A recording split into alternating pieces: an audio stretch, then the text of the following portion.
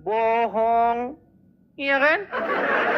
Masa orang yang berdosa, orang yang berbuat salah, berdusta, kita ikutin, kita jadikan suri tauladan? Coba saya tanya abang, Muhammad berbuat dosa nggak? Enggak. Nggak berbuat dosa. Apa dosanya? Saya tanya sekarang, apa dosanya? Tadi saya udah jelaskan. Ayat Al-Quran menyebutkan dia berdosa Nih, nggak? Balik lagi nih, ini balik lagi pasti nih ke ayat tadi nih. Kan tadi udah saya bilang. Bukan. Ayat Al-Quran secara spesifik menyebutkan bahwa Muhammad itu berdosa. Mau saya tunjukkan ayatnya? Nih, tadi pertanyaan abang apa sih yang pertama? Dia jadi mencar-mencar bang. Kan Sorry. sudah Tadi kan abang jawab bahwa ini Muhammad ini abang lebih baik mengikuti Yesus. Nah, saya tanya kenapa harus mengikuti Yesus? Cocoknya ini kalau Anda punya pacar orang Kristen, terus orang Kristennya seperti saya, Anda langsung cepat. Cocok. Kalau seandainya ada Untungnya orang saya normal Kristen gitu ya. yang Kalau punya pacaran pacar dengan cowok Anda, juga nggak mungkin. Terus perempuannya itu seperti saya, Anda cepat jadi Kristen ini. Tapi gini bang, gini ya, yang mau saya utarakan begini. Menurut Al-Quran, sosok yang suci, sosok yang tanpa celah, tanpa dosa, itu adalah Isa. Bener gak? Lanjutkan saja.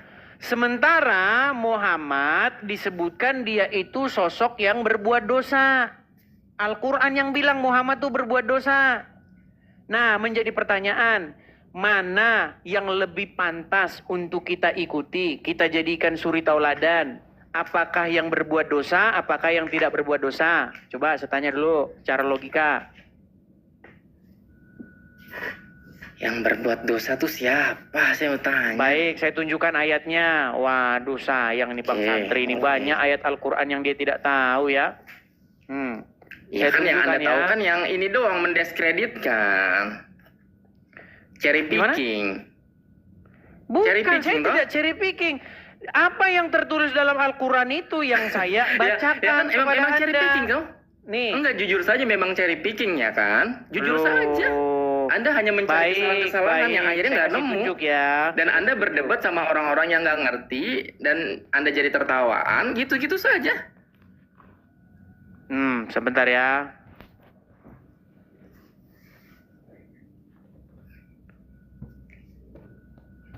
Saya tunjukkan ayatnya. Di bawah tuh cabul itu nggak ada dosa, di dalam katanya. Quran. Di bawah tuh ada komen. Di bawah ada komen cabul nggak dosa. Padahal Rasulullah SAW itu bukan berbuat cabul. Kalau menggauli seorang budaknya memang diperbolehkan. Nah, harus dijelaskan juga Bang Edis harus jadi yang adil ini. Baik, saya tunjukkan ya. Di dalam Quran surat sebentar ya, surat Az-Zumar. Sebentar, bukan Az-Zumar lagi. Bukan Az-Zumar ya. Sebentar, Quran surat sebentar ya. Quran surat berapa yang kemarin tuh teman-teman? Al-Fat ya? Oh ya, Al-Fat yang kedua nih. Perhatikan. Saya balikkan lagi kamera saya. Besok data-datanya sudah kita buatin teman-teman ya. Kita lagi program pembuatan data-data. Iya sebenarnya supaya... kan. Nih. Surat Al-Fat ayat yang kedua. Dan agar Allah memberikan ampunan kepada kamu Muhammad atas dosamu yang lalu dan yang akan datang, serta menyempurnakan nikmatnya atasmu dan menunjukimu jalan yang lurus. Menurut ayat ini, Muhammad berbuat dosa nggak?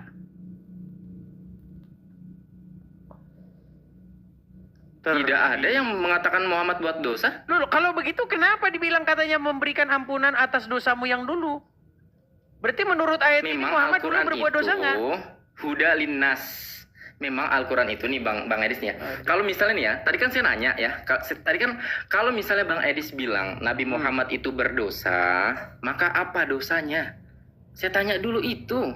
Kalau misalnya tadi cuma mengharamkan, tadi sudah saya jelaskan. Kita tampilkan nih, kita bacakan. Ya. Saya nggak mau ngomong-ngomong sendiri nih, saya harus bacakan tafsirnya.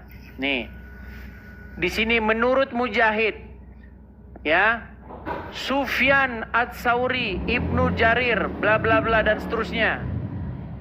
Yang dimaksud dengan memberikan pengampunan dalam ayat ini adalah mengampuni dosa-dosa Rasulullah sebelum dan sesudah beliau menjadi Rasul. Ya kan? Mengatakan bahwa Allah menjadikan penaklukan kota Mekah dan seterusnya. Ini ada nih. Sebelum Muhammad jadi Rasul, diampuni dosa-dosanya, dan sesudah jadi Rasul diampuni dosa-dosanya. Nah, salah satu dosa yang dilakukan Muhammad, nih, menurut Al-Quran, Bang, Muhammad tuh didapati orang yang sesat. Anda tahu? No, kan banyak nggak tahunya. Makanya teman-teman kalau nyantri di pondok banyak nggak tahunya. Kalau nyantri di banyak tahunya. Jangan kayak gitu dong. Ayo lanjutkan saja. Sebentar, saya tunjukkan ya. Surat Ad-Duha ayat yang ke-7. Nih, Muhammad itu didapati sebagai orang yang dolan. Dolan itu kan sesat artinya. Nih, perhatikan. Wa wajakada dolan fahada. Ya, dan dia dapati kamu sebagai, nah ini cuma terjemahannya biasa Bang, dipelintir. Bingung. Nah, tapi kalau kita baca tafsir-tafsirnya ya, nih perhatikan ya. Kita baca tafsir yang punya kita aja, Kementerian Agama ya. Kementerian Agama Republik Indonesia nih. Tafsir ringkas Kementerian Agama Republik Indonesia. Dan bukankah dia juga mendapati kamu sebelum menjadi nabi sebagai orang yang bingung karena beliau belum mengetahui akidah dan hukum yang benar. Betul nggak? Bingung ya? Iya. Iya betul memang. Jadi oke, sekarang saya tanya, Muhammad dulu sebelum berumur 40 dia kan belum jadi nabi kan? Ya. Waktu dia belum jadi nabi, dia beribadah kemana?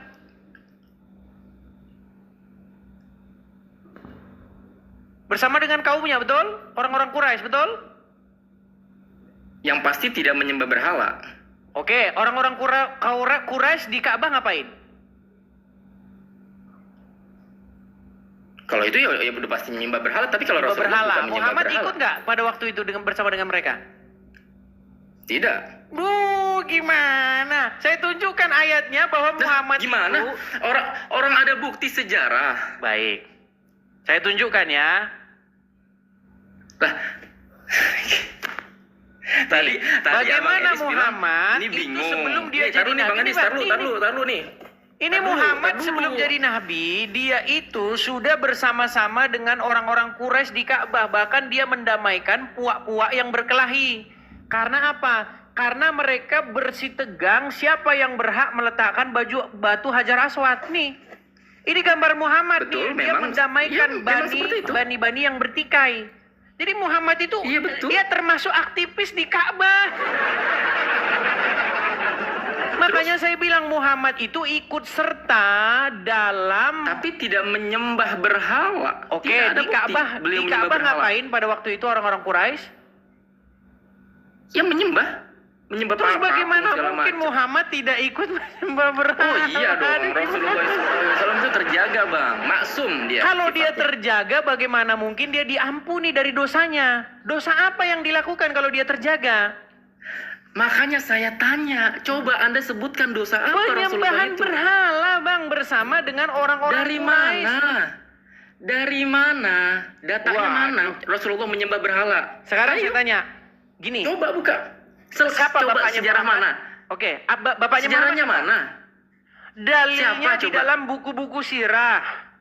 Di dalam buku-buku sirah Nabawiyah disebutkan ini bahwa makanya gini ya Bang Edis ya. Dari tadi kan Bang Edis bilang Muhammad itu dosa, saya tanya dosanya mana? Terus Muhammad itu sesatnya di mana? Terus kalau misalnya Rasulullah SAW dahulu, misal kita katakanlah menyembah berhala, belum datang kepada beliau, itu wahyu dari Allah. Jadi segala sesuatu itu namanya masa fatroh, putusnya dari Nabi Isa ke Nabi Muhammad.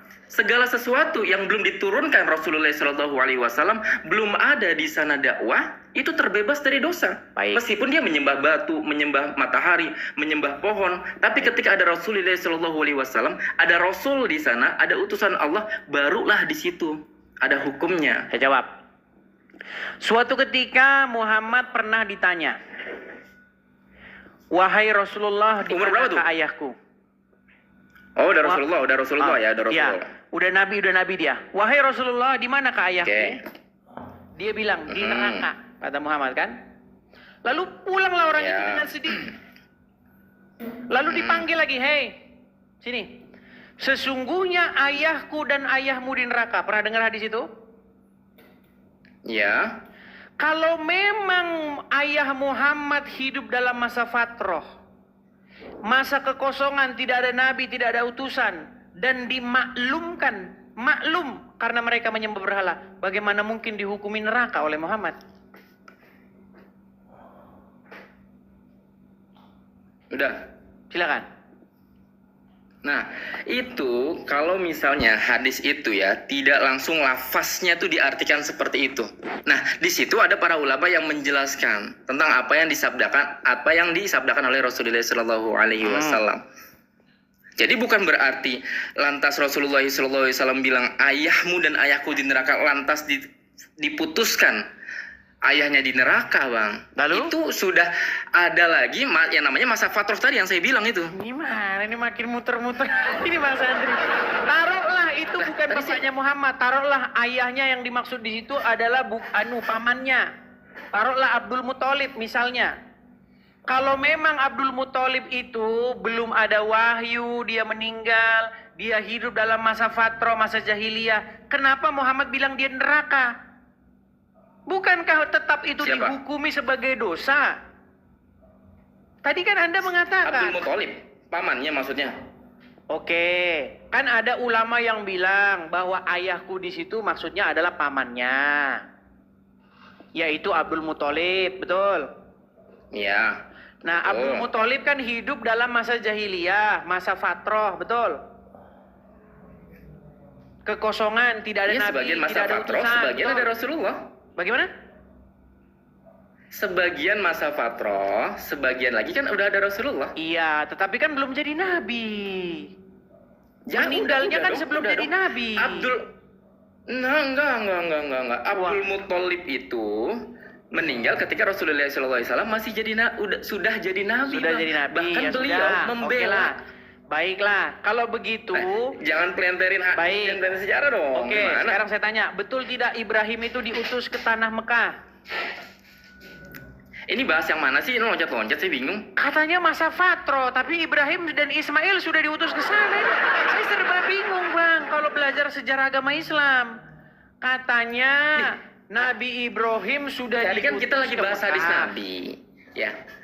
Tadi ini sebenarnya pembahasannya itu kemana sih, Bang? Bukan, karena cerita gini, Bang. Buya Sakur pernah bilang begini. Ini seorang muslim loh yang bilang begini. Saya sudah baca. Ya, tapi itu tidak menjadi acuan juga, Buya Syakur. Saya tidak mengatakan itu menjadi acuan, tapi ini adalah pernyataan seorang ulama. Buya Sakur pernah bilang begini, saya sudah baca Sirah Nabawiyah, saya sudah baca biografi Muhammad, saya sudah baca sejarah Muhammad. Hasilnya apa? Nggak jelas. Nggak jelas. Gitu Terus? loh, Bang. Karena Kan apa? tadi saya bilang, Satu dia bilang, tidak- sebentar Bang. Satu bilang, kampung Mekah, tempat Muhammad lahir, Muhammad itu adalah Rasul yang pertama. Sementara Sirah bilang, Ibrahim sudah pernah diutus ke situ. Artinya Muhammad bukan menjadi Rasul yang pertama di situ. Artinya tempat itu tidak bisa lagi dikatakan menjadi tempat yang jahiliyah. Sudah pernah Rasul diutus ke sana. Kan serba pusing, Bang.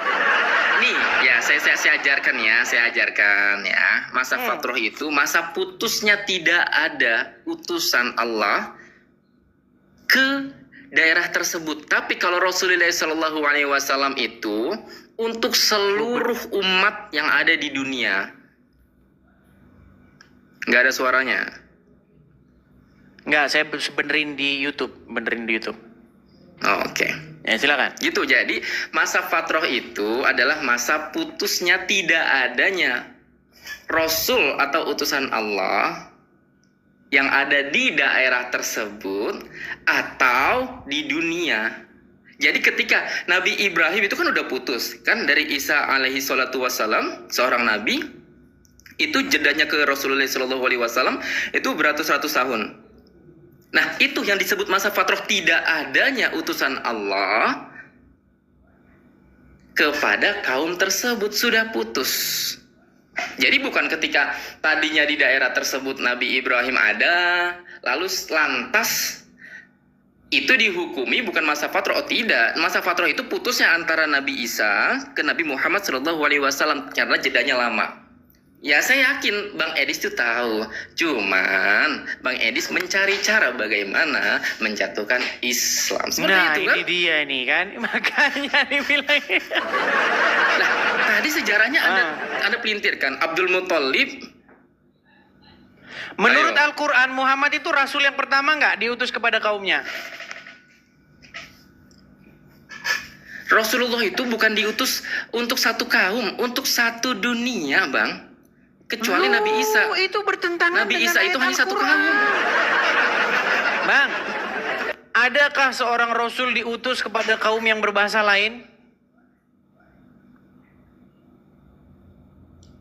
Menurut Quran, ada nggak rasul diutus kepada satu kaum? Ini kaum taruh nih Bang tidak nih. berbahasa rasul itu? Jadi tuh saya bingung gitu ya. Ini pembahasannya tuh nggak secara apa ya, nggak secara runut gitu. Nah, Nih, dibahas saya ini. tunjukin ya Sekarang dalilnya bahas Bang ya. itu. Tadi kita Wah. belum meyakinkan bahwa Abdul Muthalib itu sebenarnya masa fatrah atau bukan. Kita tuh harus kalau misalnya diskusi ya, ada goalsnya juga. Oh oke, berarti pembahasan ini sudah terjawab. Oh oke, berarti kesimpulannya seperti ini. Meskipun kita berdua tidak ada kesepakatan, itu nggak apa-apa. Oke, sekarang begini. Ayah Muhammad siapa namanya?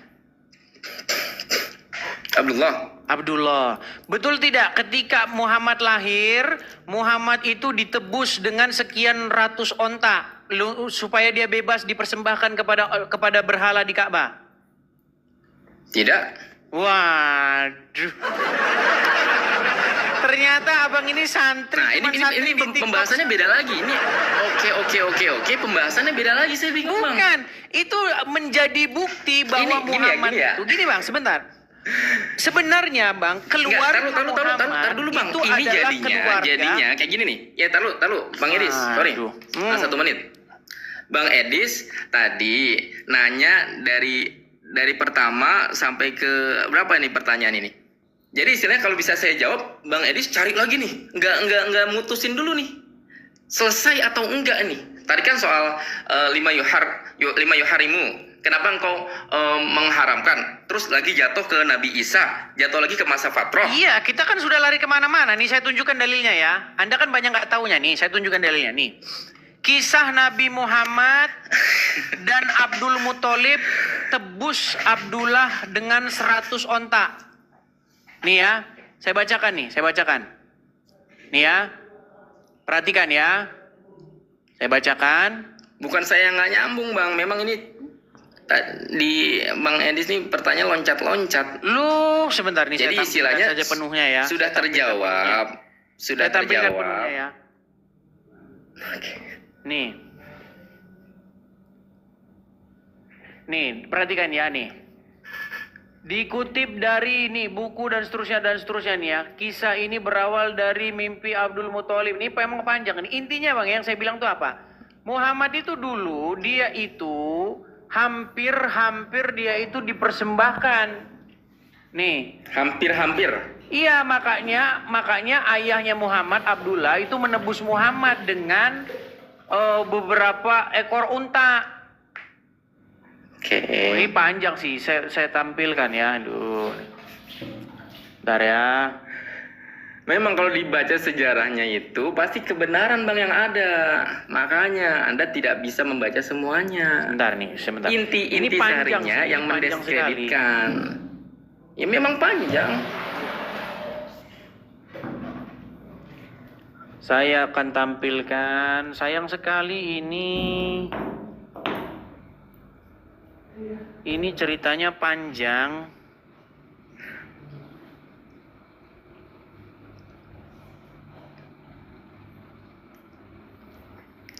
Nih, ini cerita-cerita moyang-moyang Muhammad nih.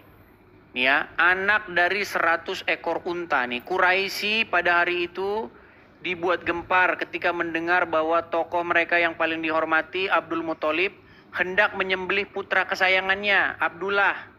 Nih. Quraisy pada hari itu nih ya, hendak menyembelih salah satu anaknya Abdullah. Tak hanya para pembesar Quraisy yang berusaha mencegah sang tokoh, tetapi juga anak-anak mereka sendiri yang tak lain merupakan teman-teman dari Abdullah. Nih, demi Allah, jangan engkau sembelih dia, setidaknya sampai engkau bisa mendapatkan alasan untuk mengurungkan niatmu itu dan seterusnya nih. Akhirnya apa? Akhirnya ditebus. Ditebus, tidak jadi menyembelih itu. Ya, akhirnya ditebus dengan onta. Artinya apa? Keluarga-keluarga Muhammad ini adalah keluarga-keluarga pengurus Ka'bah, tempat penyembahan berhala itu. Bener nggak? Bener nggak? Anda yang ngomong, Anda yang gimana sih? Lanjutkan saja. Terus bagaimana dia bisa melakukan hal-hal yang sedemikian ini kalau nenek moyang Muhammad itu bukanlah bagian daripada ritual-ritual penyembahan berhala di Ka'bah ini? Oke, terus titik masalahnya di mana, Bang Nah, Edis? titik masalahnya begini. Makanya kita bicara logika ya. Coba kita jangan bahas dogma dulu. Ini. Muhammad kan hidup di dalam sebuah masyarakat dan dia hidup termasuk orang-orang yang berpengaruh di kaum Quraisy, di kabilah Quraisy, itu betul? Ya, betul. Nah, pada waktu itu umur 0 sampai umur 39, Muhammad pernah ke Ka'bah nggak? Lanjutkan saja sesuai sejarah. Saya tanya dulu, biar kita nggak debat kusir. Saya tanya, ketika Muhammad umur Anda kan 0, versi Anda sejarah sendiri, silakan. Ini kan diskusi, Bang. Silakan ini Anda. saya tanya Anda. supaya saya tidak subjektif. Saya tanya Anda, waktu umur 0 sampai umur 39, pernahkah Muhammad ke Ka'bah? Saya nggak tahu. Enggak, tah. Lah, titik salahnya di mana? Ya Bang? jangan Saya dipaksakan, nanya titik Bang, salahnya. kalau nggak tahu.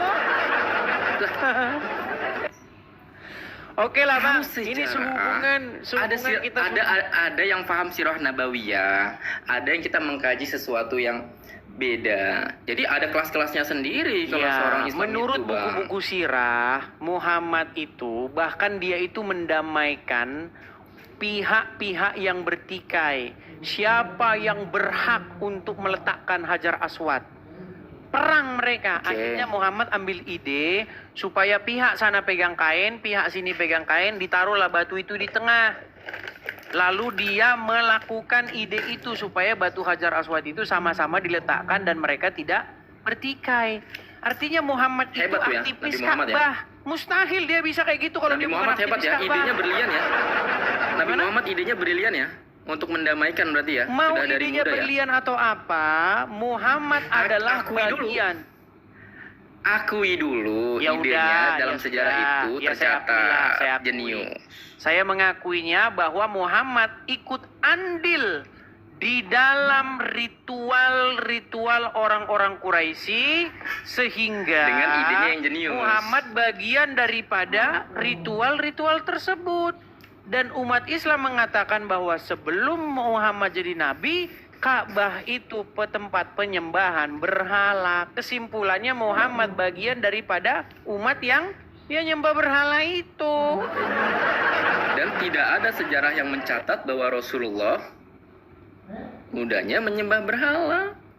Terus kenapa dikatakan Allah mengampuni dia dosanya yang lalu?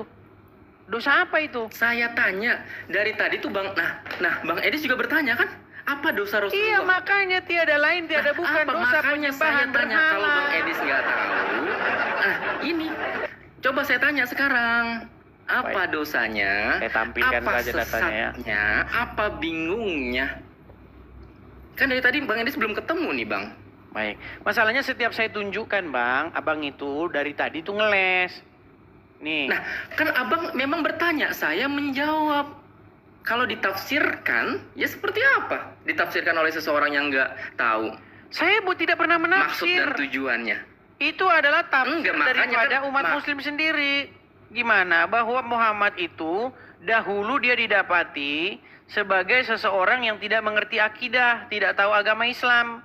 Ya memang. Terus agama dia apa? kan dibilang itu adalah masa fatrah, Bang. Jadi memang Rasulullah Shallallahu Alaihi Wasallam belum menerima wahyu. Iya, belum menerima Paham. wahyu, berarti dia Jikalau- dia ritualnya di mana? Ritual peribadatannya di mana? Jikalau, oke, Bang Edis TV kita turuti. Misal, katakanlah kata-kata Bang Edis benar. Beliau pernah menyembah berhala waktu kecil. Itu bukan suatu kesesatan. Itu masa fatrah. Bukan kesalahan. Lalu Sekali kenapa? lagi, dan Bang Edis juga tahu. Apa pengertian sesat? Ya, silakan tafsirkan sendiri. Sesat itu apa? Sesat Makanya tadi adalah saya bilang, orang apa sesatnya Rasulullah? Terserahlah definisinya apa. Makanya saya mau nanya, apa sesatnya Rasulullah? Apa dosanya Rasulullah? Apa kebingungan Rasulullah? Nah, dari tadi tuh kita tidak terjawab. Dan sudah saya jawab semuanya. Oke lah, baiklah. Intinya yang saya maksudkan begini, Bang. Artinya di situ Al-Quran dengan tegas mengatakan bahwa dia diampuni dari dosanya yang telah lalu. Saya tanya kepada Anda, apa dosanya yang telah lalu? Anda bilang Muhammad tidak berbuat dosa. Sementara jelas Muhammad hidup dalam satu kabilah orang-orang penyembah berhala. Dan Bang Edis juga nggak tahu dosanya apa. Mustahil Muhammad umur 0 sampai 39 tidak pernah ke Ka'bah. Karena di dalam riwayat disebutkan dosanya menyembah berhala gitu, Bang. Kata Bang Edis dosanya menyembah berhala gitu maksudnya. Enggak, saya tanya. Berarti kata Bang Edis dosanya menyembah berhala. Ya jelas lah, terus apa? Oke, kan Bang Edis tadi tahu masa fatrah itu. Terus kenapa dihukumi dosa? Kalau memang itu masa fatrah itu adalah masa ini. Masa fatrah itu kan kalian yang buat-buat. Siapa yang bilang dosa? Al-Quran Kan Abang yang bilang Edis sendiri. Lu gimana? Di situ dikatakan nggak Rasulullah karena Rasulullah menyembah berhala? Itu kalau gitu dosa apa? Yang dilakukan Alasannya? dosa apa? Nah, makanya itu saya tadi tanya, kalau kata Bang Edis dosa apa? Kalau dosa itu setelah Rasulullah Shallallahu Alaihi Wasallam itu menjadi Rasulullah, terus membuat kezaliman, itu baru yang namanya dosa, Bang. Oke, Anda pernah tahu Muhammad sujud bersama-sama dengan orang-orang para penyembah berhala? Menurut Al-Quran? Tidak. Waduh. Nah, gimana Ini masih sih? banyak sekali, Bang, Beda yang lagi Anda tidak pembahasannya. tahu. Besok saya angkat tema itu. Tapi yang tadi enggak, tar dulu. Bang Edis juga segalanya nggak tahu. Loh. Tadi saya nanya ya, ini saya sudah mau urutkan, jam Bang, 12 pertanyaan-pertanyaan malam. yang Bang Orang-orang Edis juga sudah pada istirahat. Gini, besok datang kemari, saya akan angkat sebuah tema di mana ada ayat-ayat setan di dalam Al-Quran. Di mana setan telah menginspirasi Muhammad sehingga Muhammad beserta para kaumnya sujud bersama-sama para penyembah berhala. Lu nggak tahu sujud di ayat. ngapain? Coba tunjukkan ayatnya. Waduh, ya besok biar umat selalu mantengin channel ini. Makanya jangan lupa follow Edis TV. Ya, tapi Bang Edis di kesimpulan ini juga harus Oke ya. mengakui bahwa Rasulullah otaknya jenius ketika mendamaikan Baik, itu besok lah. Oke, Bang ya. Bang Santri, kita lanjutkan lagi besok, oke? Oke. Yap, oke. Makasih Bang Santri. Selamat malam. Besok saya akan angkat tema itu. Atur nuhun. Di mana Muhammad bersama-sama dengan orang-orang penyembah berhala, mereka sujud bersama-sama dan di situ wahyunya dirubah. Oke, selamat malam Bang Santri TikTok. Oke. Terima kasih. Thank you, Bang Edis. Ya, teman